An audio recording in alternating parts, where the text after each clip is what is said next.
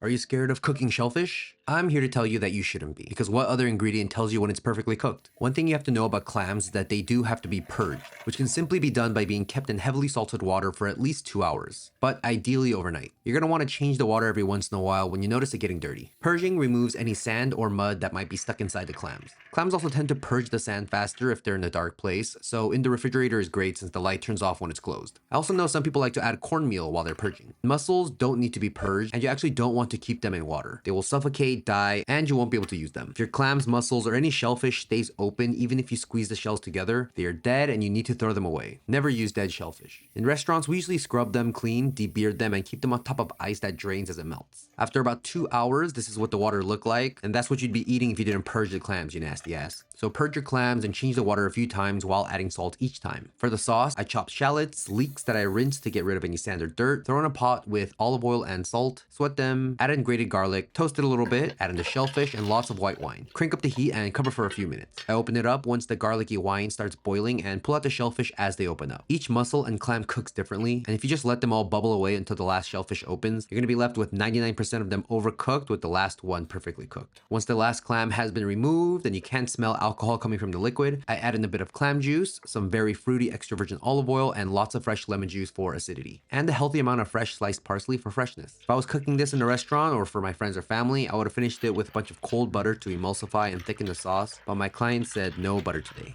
I toss all the perfectly cooked shellfish with the sauce just to heat through and plate. Get all that seafood into the bowls, pour plenty of that amazing broth, and serve with a crusty piece of bread to soak it all up. What's your favorite way of cooking shellfish?